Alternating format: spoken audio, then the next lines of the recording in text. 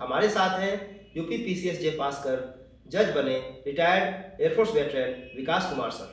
पानी 100 degree Celsius पे उबलता है, तो जो पहले के 15 डिग्री 16 डिग्री रहे होंगे 17 डिग्री रहे होंगे वो बेकार नहीं थे।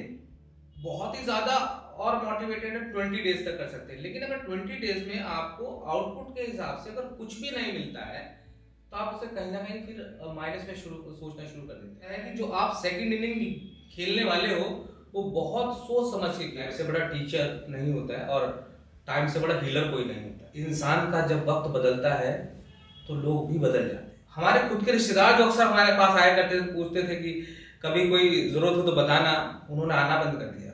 अब मान लीजिए कि किसी आदमी को सिर्फ 2 ही रोटी की भूख है, आप जबरदस्ती 4 ना खिलाएं उसको।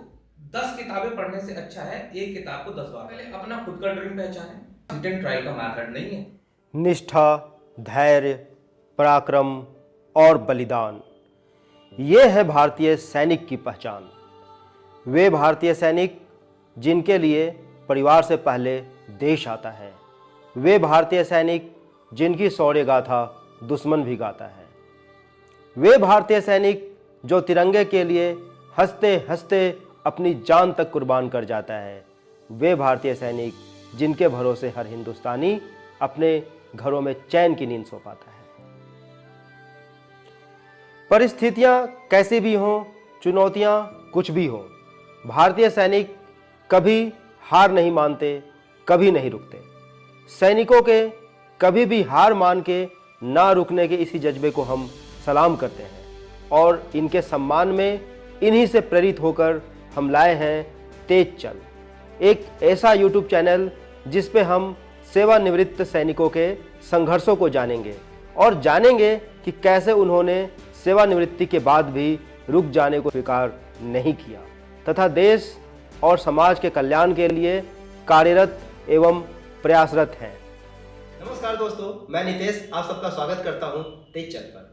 संघर्ष और त्याग की भट्टी में तपकर उपलब्धियों को हासिल करने वाले जाबाज सैनिकों के जिंदा दिली से लबरेज कहानियों को आप तक लाने के क्रम में आज हमारे साथ हैं यूपी पीसीएस जे पास कर जज बने रिटायर्ड एयरफोर्स वेटरन विकास कुमार सर, जो रिटायरमेंट के बाद से अब तक दिल्ली विकास प्राधिकरण में विधि अधिकारी के रूप में कार्यरत थे।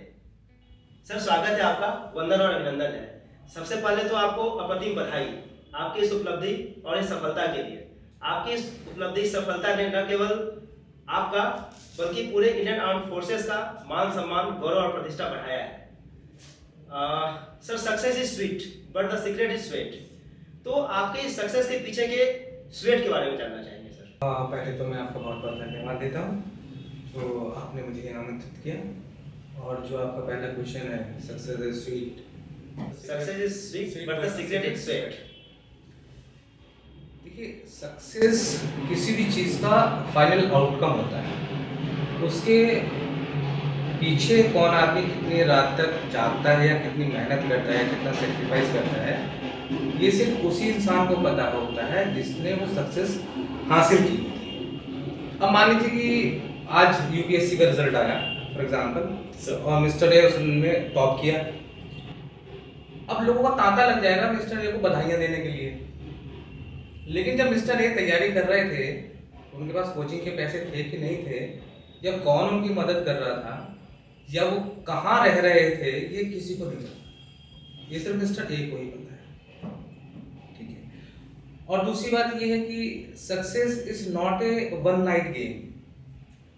ये क्या होता है ना, जैसे अगर हम कहें कि पानी 100 डिग्री सेल्सियस पे उबलता है, तो जो पहले के 15 डिग्री 16 डिग्री रहे होंगे 17 डिग्री रहे होंगे वो बेकार नहीं थे, वो कहीं ना कहीं उसको 100 की तरफ लेकर जा रहे हैं। बिल्कुल। तो 99 डिग्री जब हो जाएगा तभी तो 100 आएगा। तो 99 बेकार नहीं थे, ये उसको 100 करने में एक उसकी हेल्प कर रहे थे। सक्सेस के लिए नो डाउट हार्ड वर्क तो करना ही पड़ता है, इसका कोई अल्टरनेट है नहीं।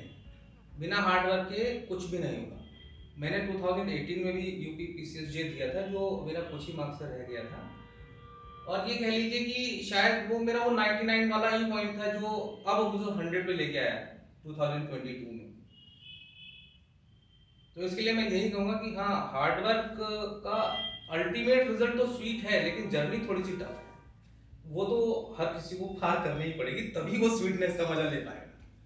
तो सर आप बात कर रहे थे कि सक्सेस में जो स्वीटनेस है उसके लिए हार्ड वर्क के साथ साथ कुछ सेक्रीफाइसेस भी होते हैं, जो सेक्रीफाइसेस करके आपने सक्सेस को पाया, वो सेक्रीफाइस के बारे में बताइए सर थोड़ा। देखिए, मैंने 2016 में एयरफोर्स से रिटायरमेंट लिया था, और क्योंकि मेरा वॉलंटरी रिटायरमेंट था तो 1 साल की अंडरटेकिंग होती है उसमें सर जिसमें कि आपके जितने फाइनेंशियल बेनिफिट्स हैं वो 1 साल के लिए डिले कर दिए जाते हैं, इवन पेंशनरी बेनिफिट्स वगैरह, और सिर्फ आपको जो पीएफ का अमाउंट होता है वही मिलता है।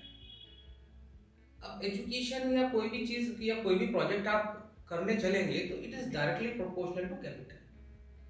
मीन्स आपको कहीं ना कहीं, हाँ, ये जो इसका अमाउंट है वो कम ज़्यादा हो सकता है, बट आपको कहीं ना कहीं तो इन्वेस्ट करना ही पड़ेगा। बेसिक इंफ्रा पे तो इन्वेस्ट करेंगे ही, करना ही पड़ेगा। अब लाइक अगर किसी को तैयारी ही करनी है, मान लीजिए अब डिफेंस से रिटायर हुआ है, बिल्कुल जीरो से शुरू करना चाहता है, तो उस टाइम पे तो ऑनलाइन का उतना प्रचलन नहीं था, तो कोविड के बाद भी इतना ज़्यादा शुरू हुआ है, उसको एक रूम तो लेना ही पड़ेगा, फिर कहीं ना कहीं कोचिंग भी ज्वाइन करनी पड़ेगी, क्योंकि बिल्कुल नई चीज़ है, नई जर्नी है।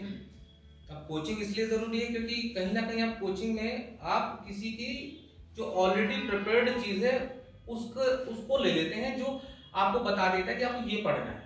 नहीं तो वो चीज़ आपको भी मिल जाएगी, बट 2-3 साल या हो सकता है ज़्यादा समय आपको मेहनत करनी पड़ेगी, तब आपको पता लगेगा वो पढ़ना क्या है। अब फाइनेंशियली बेनिफिट्स डिले हो गए थे, तो खुद सेल्फ प्रिपरेशन करी, और मेरे 1-2 मित्र हैं जिन्होंने उस टाइम पे मेरी हेल्प की, और उन्होंने बोला कि सर आप एक काम कीजिए, आप एडमिशन ले लीजिए, और जो फीस है उसको हम इंस्टॉलमेंट में करवा देंगे। और हमने ऐसा ही किया।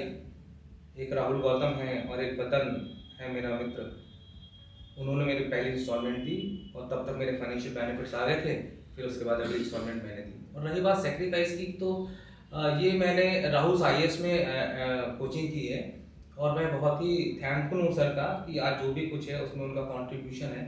लॉ को इंटरप्रेट कैसे किया जाता है, लॉ को पढ़ा कैसे जाता है, लॉ को एक्सप्रेस कैसे करना है, ये सब उन्हीं की देन है। और लगभग 1.5 साल के आसपास मैं मुखर्जी नगर में रहा हूँ। मेरे पास वो कीपैड वाला फ़ोन होता है जिसमें रात में 10 बजे ही मैं कॉल किया करता था घर पर। I am married and I am blessed with 2 kids, तो बच्चों से बात करनी होती थी, मम्मी से बात करनी होती थी। अब वो 1.5 साल लगभग मैंने एक वनवास की तरह बिताया है। तो आज मैं शायद ईश्वर को मेरे ऊपर उनकी अनुकंपा रही तो मुझे प्राप्त हुआ है। नहीं, बिल्कुल सर, ईश्वर की अनुकंपा है और हम सबका शुभकामनाएं भी हैं आगे की जर्नी के लिए। वैसे तो सर मेरी जो अंडरस्टैंडिंग है, कई बार ऐसा होता है कि हम किसी जर्नी पे निकलते हैं, उस जर्नी में कोई एक ऐसा पॉइंट भी आता है जब लगता है कि हम गिव अप कर दें, लगता है कि बस अब नहीं हो पाएगा। लेकिन अगर उस पॉइंट पे हम गिव अप नहीं करते हैं, हम आगे बढ़ जाते हैं, तो शायद फिर सक्सेस हमारे पास फिर आने के लिए मजबूर हो जाता है। तो कुछ इंसिडेंट हो सर, कुछ ऐसी कोई कहानी हो जो आप शेयर करना चाहें? हाँ, बिल्कुल सही कह रहे हैं आप, क्योंकि हार्ड वर्क नीड्स सक्सेस।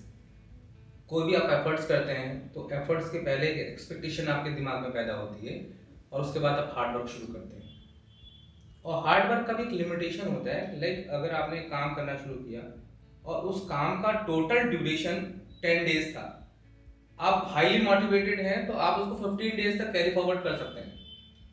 बहुत ही ज्यादा और मोटिवेटेड है 20 डेज तक कर सकते हैं। लेकिन अगर 20 डेज में आपको आउटपुट के हिसाब से अगर कुछ भी नहीं मिलता है, तो आप उसे कहीं ना कहीं फिर माइनस में सोचना शुरू कर देते हैं। आप सोचेंगे कि मेरे हार्ड वर्क का कोई फायदा नहीं है, तो या तो मैं गलत रास्ते पे जा रहा हूँ, या मुझे टारगेट चेंज कर देना चाहिए। जनरली लोग ऐसा करते भी हैं। अब क्योंकि मेरी बैकग्राउंड डिफेंस से है और हम एक लाइफ के बहुत सारे पहलू देखकर आए हुए होते हैं, तो मुझे लगता है कि हमारे पास बहुत ज़्यादा ऑप्शंस भी नहीं रहते। और एक बात तो तय है कि हमने वो जिंदगी के एक वो फेज हमने देखा होता है जहां हमने काफ़ी सेक्रीफाइस और बहुत सारी प्रॉब्लम्स भी फेस की होती हैं। नो डाउट हमने काफ़ी अच्छी चीज़ें भी देखी होती हैं। तो उस टाइम पे ये बहुत ज़रूरी हो जाता है कि जो आप सेकंड इनिंग खेलने वाले हो वो बहुत सोच समझ के खेलो, क्योंकि अब आपके पास हिट एंड ट्राई का मेथड नहीं है। ये जो सेकंड इनिंग होगी ना, ये फाइनल इनिंग होगी आपकी। जब कोई 16.5 से 19 के बीच में एयरफोर्स ज्वाइन करता है तो उसके पास में उस टाइम बहुत सारे ऑप्शंस होते हैं। वो चाहे तो मेडिकल लाइन में ज्वाइन कर सकता है, वो चाहे तो इंजीनियरिंग लाइन में जा सकता है, एनडीए, सीडीएस और आजकल तो बहुत सारे हैं। लेकिन जब वो 16 से लेकर 20 के आसपास वो जॉब कर लेता है, अब उसकी 35 के आसपास होती है, तो बहुत ज्यादा ऑप्शंस हैं उसके पास, बहुत लिमिटेड ऑप्शंस। तो इसमें गिव अप करने वाली बात तो आती ही नहीं है। बस ये है कि लास्ट चांस तक, लास्ट ब्रेथ तक आपको कोशिश करनी है। और आपने सही कहा कि फिर ईश्वर को भी दया आ ही जाती है कि यार ये तो डिजर्विंग कैंडिडेट है, इसको तो दे ही दो। सर, पहले आपने अपनी जर्नी एयरफोर्स से स्टार्ट करी, फिर डीडीए और अब जुडिशियरी। तो सर, इस जर्नी के बारे में थोड़ा बताइए सर।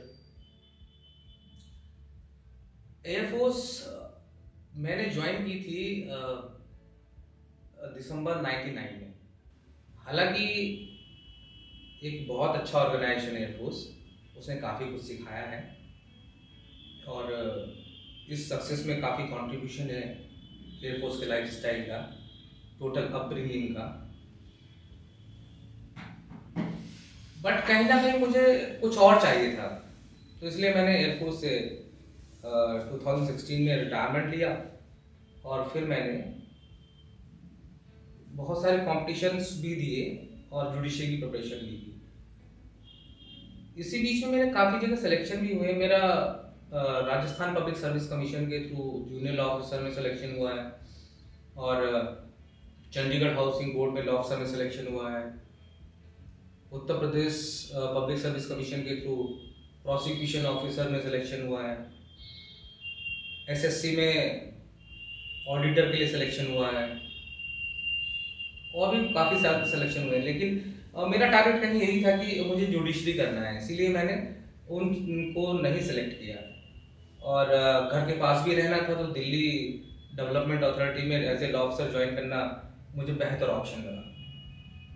बट यहाँ मैंने अपनी जर्नी को ख़त्म नहीं किया और अभी मैं प्रिपरेशन कर रहा था।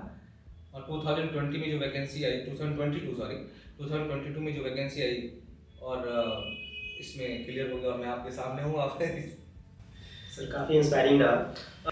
आज से सर 10-15 साल के बाद आप अपने आप को किस रोल में देखते हो सर? कहाँ देखते हो अपने आप को? इसके बारे में पहले मैं ये कहना चाहूँगा कि judiciary is not a job, it's a passion. आपने सुना होगा, एक छोटा सा घर में आपने देखा भी होगा कि एक बच्चे को उसका बड़ा भाई, छोटा भाई या पड़ोसी कुछ बोल देता है तो वो बोलता है कि मैं मम्मी से बोल दूंगा। चीज बहुत छोटी है, लेकिन आप देखिए कि वो मम्मी से बोलने की धमकी नहीं दे रहा है, उसे मम्मी के ऊपर इतना ट्रस्ट है कि अगर वो मम्मी को कह देगा तो कहीं ना कहीं उसके साथ जस्टिस हो जाएगा।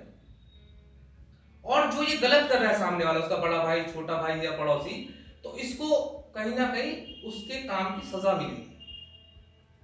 ये एक छोटा सा एक इनसे एक एग्जाम्पल नहीं है, बल्कि ये कुछ चीज इंडिकेट करता है। इसी तरह सोसाइटी में आपने देखा होगा कि लोग ये कहते हैं जब किसी का बुरा हो जाए कि तुमको कोर्ट में देख लूंगा। बिल्कुल।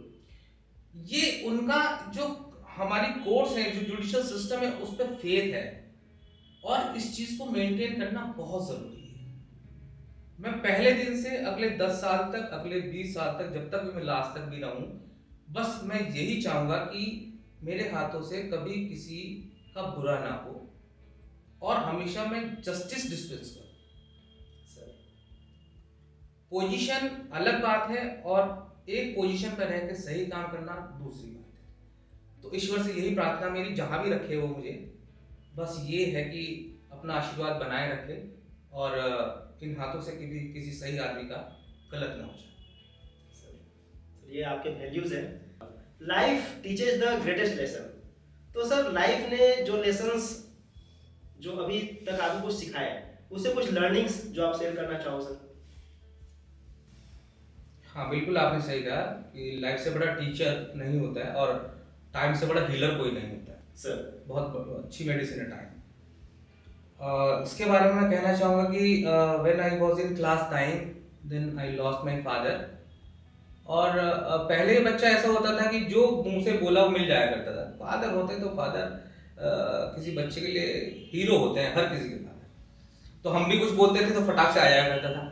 अब फादर नहीं रहे तो जो चीज़ें कभी हमें उनकी कदर नहीं थी, अब वो हमें मिलनी मुश्किल हो गई। हमने वो समय भी देखा है कि हमारे खुद के रिश्तेदार जो अक्सर हमारे पास आया करते थे, पूछते थे कि कभी कोई जरूरत हो तो बताना, उन्होंने आना बंद कर दिया। इस तरह जिंदगी सिखाती है कि इंसान का जब वक्त बदलता है तो लोग भी बदल जाते हैं। उसके बाद मैंने एयरफोर्स ज्वाइन करी, वही लोग जो जिन्होंने बिल्कुल आना बंद कर दिया था उनकी फ्रिक्वेंसी फिर से बढ़ गई। इस तरह से लोग बदल भी जाते हैं, और ये लाइफ ही है जो आपको बताती है कि इस तरह के जो भी लोग हों जो वक्त के साथ बदलें, तो उनकी बातों को बहुत ज्यादा तवज्जो ना दें, क्योंकि वो खुद अपनी बात पे ही अडिग नहीं है। तो उनकी बातों को सीरियस लेके आप अपनी लाइफ को प्रॉब्लमेटिक कर लोगे। तो उनको भी उसी तरह से ट्रीट करें जैसे वो आपको ट्रीट कर रहे हैं। मतलब सर जो tit for tat, tit for tat यहाँ उस सेंस में नहीं है।